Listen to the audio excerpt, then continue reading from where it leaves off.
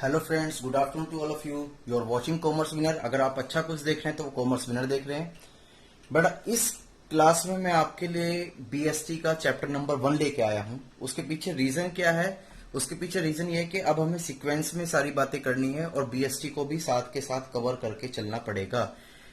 BST भी simple कोई subject नहीं है। क्यों? क्योंकि बच्चे सोचते हैं कि डायरेक्टली क्वेश्चन पूछेगा एग्जाम और हम आंसर पुट कर देंगे, we get the marks and get easy pass. बेटा, इस गलत फहमी में मत रहना, क्योंकि बीएसटी जो होता है उसमें इनडायरेक्ट क्वेश्चंस ज्यादा पूछे जाते हैं, जिससे कि बच्चों के कंसेप्ट समझ में आ जाए कि बच्चों ने कितना लर्निंग किया है या क्रैमिंग किया है। हाँ, अगर क्वेश्चन डायरेक्ट वे में आते हैं तो आप क्रैमिंग करके उसको आंसर दे सकते हैं, लेकिन बात जब इनडायरेक्ट वे की हो, सर इनडायरेक्ट वे कैसे? बेटा, जब मैं केस स्टडी सोल्व कराऊंगा तो उसमें अपने आप पता चल जाएगा इनडायरेक्ट और डायरेक्ट वे क्या होता है। ठीक है, ये बात करते हैं। तो सबसे पहले आज हम इसमें बीएसटी का चैप्टर नंबर 1 स्टार्ट करने वाले हैं, जिसका नाम है nature and significance of management. Sir ये क्या होता है? बेटा ध्यान से, इस चीज को समझने से पहले हमें इसके बारे में समझना पड़ेगा। क्यों? क्योंकि अगर ये समझ लिया, इसी के तो नेचर की बात कर रहे हैं, इसी की तो सिग्निफिकेंस की बात कर रहे हैं, लेकिन जब आपको ये ही नहीं पता तो आप इसके बारे में कैसे पता लगा सकते हो? अरे सर, आपने तो बहुत अच्छी बात करी है। तो ध्यान से बेटा, हम पहले मैनेजमेंट की बात सीखने वाले हैं। तो यहां पर पहला क्वेश्चन अराइज होता है, what is the meaning of management? Management का क्या मतलब है? ठीक है, तो जरा ध्यान से देखें बेटा। जैसे हमारे घर में मम्मी होती है, ठीक है, सबके घर में मम्मी होती है। पापा किसी का बिजनेस है, कोई जॉब करते हैं, हो सकता है किसी की मदर की भी जॉब हो, लेकिन अगर मदर की जॉब है तब भी ये बातें उन्हीं पर एप्लीकेबल होती हैं। ठीक है, अगर मदर हाउस वाइफ है तब भी ये बातें उन्हीं पर एप्लीकेबल होती है। बेटा, घर को मैनेज करता कौन है? सर मम्मी करती है। समय पर सबको ब्रेकफास्ट देना, लंच देना, सही टाइम पर सभी को डिनर प्रोवाइड करना, क्लोथ प्रोवाइड कर देना, ठीक है, एवरीथिंग, सभी चीज देख रेख कौन करती है? मदर करती है। तो एक बेटा, एक तरीके से वो मैनेजर्स होती हैं, एक मैनेजमेंट होती है हमारे घर की। तो सर आप घर पढ़ा रहे हो? नहीं बेटा, मैं बिजनेस के बारे में पढ़ा। तो ऐसी बिजनेस के अंदर एक नाम होता है जिसका नाम क्या है? मैनेजमेंट। क्या होता है? मैनेजमेंट। तो ध्यान से देखें, मैनेजमेंट क्या काम करता है? Management means an act of managing, यानी कि जो कोई भी ऐसा इंसान जो बिजनेस को क्या करता हो? मैनेज करता हो। क्या करता हो? मैनेज, जो संभालता हो बिजनेस को। किसको? ऑल वर्क एंड परफॉर्मेंस, जितना भी बिजनेस का काम है, जितनी भी उसकी परफॉर्मेंस है, उनको मैनेज करता है। To do the work on time, यानी कि टाइम पे करता है, एंड विद लीस्ट वेस्टेज, यानी कि नुकसान कम से कम होता है। ठीक है, इस चीज को समझने के लिए जरा मैं एक आपको एग्जांपल ले चलता हूं। ये थ्योरेटिकल्स भी हम साथ लेके चलेंगे, आप चाहे तो स्क्रीनशॉट्स इसे लिख सकते हैं। ये बिल्कुल सिंपल लैंग्वेज में है। ठीक है, जरा इसको समझने के लिए हम स्टार्ट करते हैं एक एग्जांपल। जैसे ये एक बिजनेसमैन है। कौन है ये? बिजनेसमैन। ठीक है, ये बिजनेसमैन। मुझे बताओ, ये बिजनेस जो है वो इस इंटेंशन के साथ स्टार्ट कर रहा है कि उसका बिजनेस स्टार्ट होते ही बंद हो जाए, या इस इंटेंशन के साथ काम कर रहा है कि बिजनेस इसको ग्रो करे? सर ऑब्वियसली ग्रो करे, क्योंकि कोई भी बिजनेसमैन ये नहीं चाहेगा कि उसका बिजनेस डाउन हो। तो बेटा, बिजनेस को ग्रो करने के लिए इसे रूल्स एंड रेगुलेशंस बनाने होंगे। रूल्स एंड रेगुलेशन, हाँ जी, जिसको आप दूसरा टेक्निकल लैंग्वेज में देख सकते हो, कोड ऑफ कंडक्ट। क्या बोल सकते हैं आप उसे? कोड ऑफ कंडक्ट भी बोल सकते हैं। जी सर, ठीक है। ये क्या काम करेगा? Taking various decision. अगर इसको अपना बिजनेस जो है अच्छी तरीके से ग्रो करना है तो डिसीजन सही समय पर सही तरीके से लेना होगा। कीप वॉचिंग ऑन बिजनेस, और इसे बिजनेस के मैनेजमेंट, जो भी लोग बाग काम कर रहे हैं उन पे क्या करनी पड़ेगी? वॉचिंग करनी पड़ेगी। ये बात समझ में आती है? एंड एक्सेट्रा, और भी बहुत सारे वर्क हो सकते हैं। तो जरा ध्यान से सुनते हैं। एक बिजनेसमैन है, इसने अपना बिजनेस ओपन किया है, तो इस बिजनेसमैन को अपना बिजनेस डेवलप करने के लिए बहुत सारे काम करने पड़ेंगे। काम कैसे? जैसे rules and regulation on code of conduct, यानी कि क्या बनाना पड़ेगा, एक कानून बनाना पड़ेगा, एक रूल्स बनाना पड़ेगा जो सभी पर एप्लीकेबल होगा। पता चला कि बिजनेस में इसके रिलेटिव्स भी काम करते थे, लेकिन हुआ क्या, इनके जो रिलेटिव्स थे उन पर तो ये रूल्स एंड एप्लीकेबल नहीं होते थे, लेकिन जो बाहर से हायर करे गए एम्प्लॉयज थे उन पर एप्लीकेबल हुआ करते थे। तो मुझे बताओ, क्या दोनों एम्प्लॉयज के बीच में डिस्क्रिमिनेशन, भेदभाव आ जाएगा? Yes sir. तो जो एम्प्लॉयज एक्सटर्नल है, जो बाहर से आए हुए हैं, जो सैलरी पे काम कर रहे हैं, ठीक है, वो मन लगाकर काम नहीं करेंगे। वो ये कहेंगे कि इसके लिए रूल तो अलग है और मेरे लिए रूल अलग है। तो इस वजह से मैनेजमेंट को rules and regulation, code of conduct सबके लिए सेम करना पड़ेगा, चाहे वो इसके रिलेटिव्स हो या इसके रिलेटिव्स ना हो। ये बात समझ में आती है। फिर बात आती है टेकिंग वेरियस डिसीजन। बेटा सीधी सी बात है कि पता चले, ये अंबानी जी भी कहते हैं, धीरू भाई अंबानी जी ने कहा था कि सबसे पहले सोचो और उससे पहले कर दो, ठीक है। तो पता चला कि अगर इसके ब्रेन में कोई आइडिया है और आइडिया इसको सफिशिएंट अच्छा लग रहा है और इसके पास सारे रिसोर्सेज भी हैं और इसने उसकी एक फिजिबल रिपोर्ट यानी कि पॉजिटिव रिपोर्ट प्रिपेयर करी है कि हाँ ये काम किया जा सकता है जो ये सोच रहा है, तो उसके लिए इसको डिसीजन भी लेना पड़ेगा। क्यों? क्योंकि इसको बिजनेस अपना ग्रोथ करना है और ग्रोथ करने का मतलब यह है कि सही समय पर डिसीजन लेना पड़ेगा। जैसे आपने डिसीजन, सपोज करो आपने 12th पास कर ली, ठीक है, लेकिन आप डिसीजन ले रहे हो कि सर मुझे एमबीए करनी है या मुझे एमकॉम करनी है, चलो एक काम करता हूं 2 साल का वेट कर लेता हूं। अरे बेटा 2 साल वेट करोगे तो आपका तो ये मान लो कि पढ़ाई का बहुत नुकसान हो जाएगा। क्यों? क्योंकि आपने सही समय से डिसीजन नहीं लिया। ठीक इसी प्रकार अगर ये बिजनेसमैन सही तरीके से डिसीजन नहीं ले पाता और सही टाइम पर, तो उसका बिजनेस जो है ग्रोथ नहीं करेगा, ठीक है। तो ये भी किसका काम होता है? एक बिजनेसमैन का। और ये बिजनेसमैन, ये बात समझ में आ रही, कीप वॉचिंग ऑन बिजनेस। अब ध्यान से बेटा, इसने जो है डिफरेंट डिफरेंट एम्प्लॉयज को पावर डेलीगेट करी है, डिफरेंट डिफरेंट। कुछ जैसे ये अकेला बंदा है, इसके नीचे ये काम करते हैं, फिर इनके नीचे बहुत सारे एम्प्लॉयज काम करते हैं, फिर इसके नीचे बहुत सारे एम्प्लॉयज काम करते हैं, यानी कि सबको अलग अलग डिफरेंट डिफरेंट पावर प्रोवाइड करी गई है। तो ये मुझे बताओ, जब तक इनकी रिपोर्ट चेक नहीं करेगा, इनका रिजल्ट चेक नहीं करेगा, तो क्या ये कोई फ्यूचर में डिसीजन ले सकता है? सपोज करो इसको डिसीजन लेना है किस चीज का, कि यार हमें मार्केट में ये मार्कर पेन बनाने हैं और हमें इसको सपोज करो 10,000 मार्कर्स जो है हमें सोल्ड करने हैं इन 1 मंथ, ठीक है। तो मुझे बताओ, इसके लिए इन्होंने रूल्स एंड रेगुलेशंस, पॉलिसीज, यानी कि दूसरा नाम भी क्या आ गया, पॉलिसीज, ठीक है। ये पॉलिसी वगैरह इन्होंने प्रिपेयर कर रखी होगी, ठीक। तो ये सारा काम खुद थोड़ी ना करेंगे, ये क्या काम करेंगे, जो एम्प्लॉयज इनके ट्रस्टेबल हैं, तो हाई लेवल मैनेजमेंट वाले जो एम्प्लॉयज हैं उनको देंगे, फिर वो अपने नीचे वालों को देंगे, सबऑर्डिनेट को, फिर वो अपने सबऑर्डिनेट को देंगे और फिर फ्यूचर में उनसे क्या लेंगे, रिपोर्ट लेंगे कि वो इस टारगेट को अचीव करने के लिए क्या काम कर रहे हैं। तो इस वजह से मैनेजमेंट को इस पर भी ध्यान रखना पड़ेगा।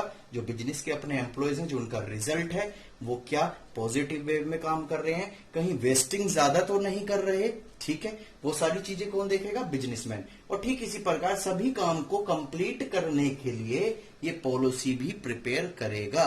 तो बेटा जब कोई इंसान ये बिजनेस की सारी देखरेख करता है, एवरीथिंग, सब कुछ देखरेख करता है, तो उसे बोलते हैं हम मैनेजमेंट। क्या बोलते हैं उसे, मैनेजमेंट। फिर इसको एम्प्लॉय के वेलफेयर के लिए भी काम करना होता है, ठीक है, कि भाई इसकी सैलरी इंक्रीज होगी, इसका बोनस देंगे। तो ये सारी चीजें कौन देखेगा, ये देखेगा बिजनेसमैन, जिसको हम मैनेजमेंट के नाम से जानते हैं। आई होप कि आपको मैनेजमेंट का कंसेप्ट क्लियर हो गया होगा। बने रहिए मेरे वीडियो के साथ। अब हम नेक्स्ट कवर करेंगे। तो फ्रेंड्स, कुछ इस तरीके से अगर हमसे क्वेश्चंस पूछता है कि what is the meaning of management, अगर डायरेक्ट क्वेश्चंस आपको दिया जाता है, ठीक है, तो आप इस तरीके से एक्सप्लेन कर सकते हैं। अगर कुछ बच्चे क्रैमिंग कर सकते हैं, यानी कि याद कर सकते हैं, तो उसको ये प्रोसेस याद रखना पड़ेगा। जैसे क्या, मैनेजमेंट इज ए प्रोसेस। बेटा मैनेजमेंट जो होता है एक तरह का प्रोसेस होता है, जिससे हम क्या करते हैं, अचीविंग करते हैं the goods of organisation effectively and efficiently, यानी कि जितना भी काम बिजनेसेस में हमारे हो रहा है उसको हम सही तरीके से और सही टाइम पर अचीव कर पाते हैं, जिसकी वजह से हमारा बिजनेस क्या हो जाता है, ग्रो कर जाता है। ये बात समझ में आती है। तो मैनेजमेंट एक प्रोसेस है, ये बात क्लियर समझ में आती है। क्वेश्चन आपसे ये भी पूछ सकता है कि the process of achieving the goods of organisation effectively and efficiently. अगर क्वेश्चन इतना आ जाता है तो भी यही डेफिनेशन, यानी कि जिन बच्चों ने मैनेजमेंट की डेफिनेशन समझ चुके हैं वो इसको अच्छी तरीके से एक्सप्लेन कर सकते हैं। तो ये बात समझ में आई। मैनेजमेंट एक प्रोसेस है, जैसे मैंने आपको बताया था कि जो मैनेजमेंट यानी कि जो हमारी मदर है वो क्या करती है, मैनेज करती है। बिना मैनेजमेंट के आपका घर कंप्लीट तरीके से अचीव नहीं कर सकता। ना डैडी को ब्रेकफास्ट मिलेगा, ना हमें मिलेगा, ना प्रॉपर क्लोथ्स हमें प्रेस हुए मिलेंगे, ना धुले हुए मिलेंगे। ठीक है, तो इस वजह से बिजनेस में भी सेम यही प्रोसेस है कि अगर मैनेजमेंट अच्छा है और मैनेजमेंट आपने सही तरीके से कंट्रोल कर रखा है, सही तरीके से प्रिपेयर कर रखा है, तो बिजनेस ग्रो करेगा, क्योंकि वो अपनी जो पॉलिसी बना रखी है उनको भी अचीव करेगा, जो rules and code of conduct prepare करे हैं उनको भी फॉलो करेगा, और जो डिसीजन है वो इफेक्टिवली एंड एफिशिएंटली में उसे कंप्लीट करेगा। ठीक है, और दूसरी लैंग्वेज में क्या लिख सकते हैं, मैनेजमेंट इज एन एक्ट, ये एक तरीके से एक काम है किसका, मैनेजिंग करने का। किसको, सारे वर्क और परफॉर्मेंस जितनी भी बिजनेस में होती है, and to do the work on time, जो भी काम करेगा वो किस पर काम करेगा, प्रॉपर टाइम पर करेगा, और जिसमें नुकसान कम, यानी कि वेस्टेज बहुत कम होगी। ये बात समझ में आती है, ये बात क्लियर है। चलो अभी आगे की तरफ बढ़ते हैं। Please keep watching my video. आइए फ्रेंड्स, अब हम क्या सीखने वाले हैं, करेक्टरिस्टिक्स बोलो या फीचर्स बोलो या नेचर बोलो, बात एक ही है, लेकिन बेटा किसकी, मैनेजमेंट की। यानी कि अगर क्वेश्चन आपसे पूछता है कि भाई मैनेजमेंट के फीचर बताओ, तो फीचर्स का मतलब क्या, कि आपको बताना पड़ेगा कि मैनेजमेंट क्या काम करता है, मैनेजमेंट क्या है क्या नहीं है। जैसे आपसे कोई पूछा भाई तू क्या है भाई, तो आपने कह दिया कि अरे मैं ये हूं, मैं 12th का स्टूडेंट हूं, मैं अकाउंट्स पढ़ता हूं, मैं बीएसटी पढ़ता हूं, मैं क्वेश्चंस को रटता नहीं हूं। तो ऐसी अगर मैनेजमेंट से क्वेश्चंस पूछता है बोर्ड एग्जाम कि या तो उसकी विशेषताएं जो करेक्टरिस्टिक्स हैं वो बताएं मैनेजमेंट की, या उसमें क्या क्या फीचर्स हैं वो बताएं, या उसका नेचर क्या है, ये सारी चीजें का मतलब है मैनेजमेंट इज व्हाट, यानी कि मैनेजमेंट का मतलब बताना है। तो अब यहां पर ध्यान में रखना कि मैनेजमेंट क्या क्या है, ध्यान से फिर बता रहा हूं एक्सप्लेन करके। अगर क्वेश्चन पूछता है करेक्टरिस्टिक्स ऑफ मैनेजमेंट तो भी यही लिखना है, फीचर्स ऑफ मैनेजमेंट तो भी यही लिखना है, नेचर ऑफ मैनेजमेंट तो भी यही लिखना है। यानी कि क्वेश्चन आपसे पूछना चाह रहा है मैनेजमेंट क्या है, तो आपको मैनेजमेंट के बारे में यहां सारा बताना है। लेकिन ध्यान से आपको जो है हर पॉइंट में यानी कि पैराग्राफ में एक्सप्लेन करना है। क्यों, जब एग्जामिनर कॉपी चेक करते हैं तो अगर उसको सारा एक पूरा पैराग्राफ मिल गया, वो कहानी लिख रही है, तो थोड़ा सा प्रॉब्लम आती है। हाँ, पॉइंट्स में आपने लिमिटेड लिखा हुआ है, अच्छा लिखा हुआ है, ठीक है, कोई दिक्कत नहीं, तो वो ही बहुत अच्छा होगा। तो ध्यान से देखते हैं पहला पॉइंट क्या है आपका, it is goal oriented process. ध्यान से, मैंने आपको बताया था कि मैनेजमेंट जो है वो एक तरह से एक प्रोसेस है। वो प्रोसेस किस चीज का, जिससे कि जो बिजनेसमैन ने अपना बिजनेस का गोल डिसाइड किया है उसको अचीव करने का एक प्रोसेस है। क्या, गोल। ये बात समझ में आती है। तो goal oriented process, management is done to achieve the goal of business. Management क्या काम करता है, अगर मैनेजमेंट जो है वो एक तरीके से सही है, वो सारा काम कर देता है, तो वो अचीव करने में यानी कि जो बिजनेस है वो अपना गोल जो उन्होंने डिसाइड कर रखा है उसको आसानी से अचीव कर लेता है। ठीक है, दूसरा पॉइंट होता है इसमें, every business is working to achieve their goods. यानी कि हर कोई बिजनेस, जो भी आप इंडिया में चेक कर रहे हो बिजनेस, सबका एक ही ऑब्जेक्टिव होता है कि जो हमने अपना गोल डिसाइड किया है उसको क्या करें, अचीव। जैसे मैं बताऊं, जो भारत के जो वर्ल्ड के टॉप 10 रिचेस्ट पर्सनों की लिस्ट आती है, उनका सबका एक एम होता है कि हम अपने बिजनेस को इतना डेवलप कर दे, इतना डेवलप कर दे कि हमारी रैंकिंग फर्स्ट पर आ जाए।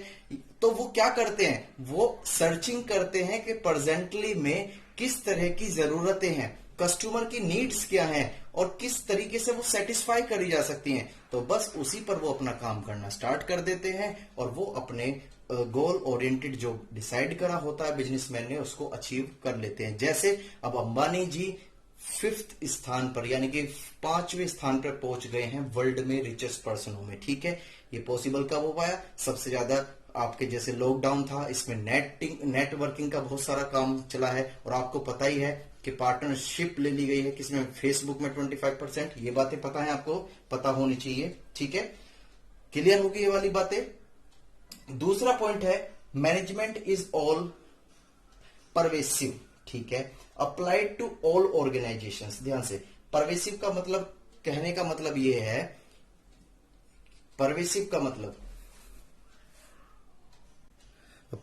का मतलब समझिएगा, मैनेजमेंट इज ऑल परवेसिव का मतलब है अप्लाइड टू ऑल ऑर्गेनाइजेशंस। जरा ध्यान से देखें, यह कहता है कि मैनेजमेंट जो है वो हर टाइप्स की ऑर्गेनाइजेशन में अप्लाइड होना चाहिए, चाहे वो हॉस्पिटल हो, चाहे वो स्कूल्स हो, चाहे वो कॉलेजेस हो, चाहे वो मैन्युफैक्चरिंग इंडस्ट्रीज हो, चाहे वो इंपोर्ट एक्सपोर्ट इंडस्ट्रीज हो।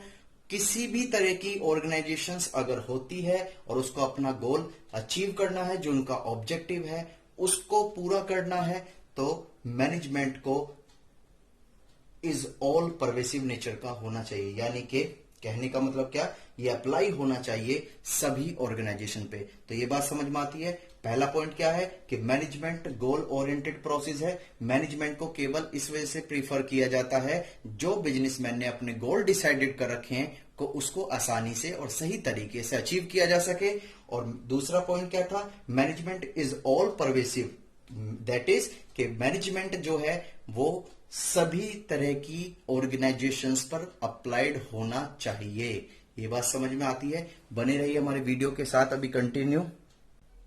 थर्ड पॉइंट इज दैट, आपके पास थर्ड पॉइंट क्या है, मैनेजमेंट इज मल्टी डायमेंशनल। यानी कि कहने का मतलब यह है कि मैनेजमेंट केवल जो बिजनेस के ऑब्जेक्टिव है उन्हें अचीव करने के लिए नहीं, साथ में साथ जो वर्कर्स काम करते हैं उनको भी मैनेज करने के लिए यूज किया जा सकता है। तो यही लिखा हुआ है, the management is multi dimensional as it not only manage operation. केवल बिजनेस में जो काम चल रहा है उसको मैनेज करने के लिए ही नहीं, आप इसको मैनेज भी कर सकते हैं। क्या? वर्कर्स का जो वर्क होता है, यानी कि जैसे कोई एम्प्लॉय वेस्टेज ना करे, कोई एम्प्लॉय सही टाइम से आए और सही टाइम से जाए, कोई वर्कर किसी वर्कर के साथ मिसहैपनिंग ना करे, या कोई भी जो उसकी बिजनेस की सोशल रिस्पॉन्सिबिलिटीज है या जिसकी एम्प्लॉयज की हेल्थ को लेकर उसको भी क्या करे, कंप्लीट करे। तो इस काम के लिए भी मैनेजमेंट को यूज किया जा सकता है। इस वजह से इसका नेचर कह लो या करेक्टरिस्टिक्स कह लो या इसका फीचर कह लो, किसका? मैनेजमेंट का। क्लियर है? 4 पॉइंट है आपका, it is the continuous process. सीधी सी एक बात है, कंटिन्यूस प्रोसेस ये क्यों कहा गया है भाई? सीधी सी बात है, पता चला कि जैसे अंबानी जी वर्ल्ड के फर्स्ट रैंक पर आ गए अमीर में, ठीक है। अब उनसे वो मैनेजमेंट जो है वो कह देता, ठीक है सर, आपका ऑब्जेक्ट था, आपका जो ऑब्जेक्टिव था वो पूरा हो गया, आप वर्ल्ड के रिचेस्ट पर्सनों में फर्स्ट नंबर पे आ गए, ठीक है। तो अब तो मुझे नहीं लगता आपको मैनेजमेंट की जरूरत पड़ेगी। तो अंबानी जी क्या कहेंगे? अंबानी जी कहेंगे नहीं सर, ऐसा कुछ नहीं है, अभी तक तो मैं यहां पहुंचा हूं, लेकिन यहां मुझे कॉन्सेंट यानी कि मुझे कंसिस्टेंसी बेसिस पर, कंटिन्यू बेसिस पर मुझे यहां पर ही रहना है। तो उसके लिए मैनेजमेंट ही तो काम करेगा। तो मैनेजमेंट कहने का मतलब क्या, ये कंटिन्यूस प्रोसेस है, इसको हटाया नहीं जा सकता। बिजनेस चाहे गोल ओरिएंटेड हो या ना हो, यह हमेशा बिजनेस में कंटिन्यूस परफॉर्म करेगा। तो ये लिखा है, a manager need to manage the business continuously, यानी कि जो मैनेजर होता है, जो मैनेज करता है बिजनेस को, वो हमेशा काम करता रहेगा, ठीक है, चाहे ऑब्जेक्टिव पूरे हो गए हों या ऑब्जेक्टिव पूरे ना हुए हों। ये बात समझ में आती है? क्लियर है ये बातें? फिफ्थ पॉइंट क्या है बेटा इसका, it is an group activity. आपको पता है कि मैनेजमेंट जो होता है बिजनेस का, वो इंडिविजुअल नहीं देख सकता। क्यों? क्योंकि हमें नंबर ऑफ वर्क, बहुत सारे वर्क होते हैं। किसी का काम पॉलिसी बनाना होता है, किसी का उनको एग्जीक्यूट कराना, कोई वर्कर के लिए पॉलिसी बनाता है, कोई कंडक्ट बनाता है, कोई अपनी प्लानिंग कैलकुलेट करता है, या कोई कंपटीशन को बीट करने के लिए नई नई पॉलिसी बनाता है। तो यहाँ पर हर लोग जो होते हैं वो अपने अपने वर्क के एक्सपर्ट होते हैं। इस वजह से ये ग्रुप एक्टिविटी कहलाता है। यानी कि management is work of group, no individual या single person can do any kind of management. यानी कि कोई भी एक इंडिविजुअल पर्सन जो है मैनेजमेंट का काम नहीं कर सकता, क्योंकि कंपनी या बिजनेस कुछ भी ले लो आप, lot of type of organisations the lot of work are required. वहां हर जगह बहुत सारे वर्क की रिक्वायरमेंट होती है। इस वजह से यहां पर जो मैनेजमेंट है उसको बोला गया है ग्रुप एक्टिविटी। ठीक है, ये बात समझ में आती है। 6 point is that it is a dynamic function. Dynamic इसे क्यों बोला गया? डायनामिक का मतलब होता है एज पर सिचुएशंस या अकॉर्डिंग टू सिचुएशंस चेंज हो जाना।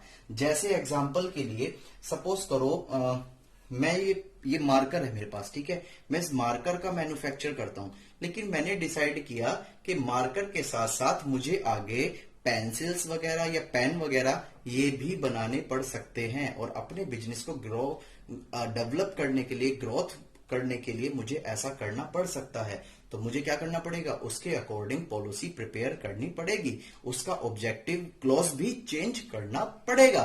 किसका? बिजनेस का। तो इस वजह से मैनेजमेंट क्या होता है? इज एन डायनेमिक फंक्शन होता है। तो मैनेजमेंट को भी उस अकॉर्डिंग मुझे चेंज करना पड़ेगा। ये बात समझ में आ गई? तो मैनेजमेंट एक डायनेमिक फंक्शन है जो अकॉर्डिंग टू सिचुएशंस चेंज हो सकता है। क्लियर है? It is an intangible force. Intangible force का मतलब क्या होता है कि हम इसको ग्रुप जो होता है, मैनेजमेंट जो होता है, उसको हम केवल फील कर सकते हैं, उसको महसूस कर सकते हैं, जैसे इंटेंजिबल एसेट्स काम कर सकती है, ठीक है, उसको हम टच नहीं कर सकते। इस वजह से it is an intangible force. ये बात समझ में आती है? बेटा नेक्स्ट वीडियो में हम नए टॉपिक के साथ मिलेंगे। अगर इसमें कोई डाउट हो तो प्लीज मुझे कमेंट में जरूर बताएं।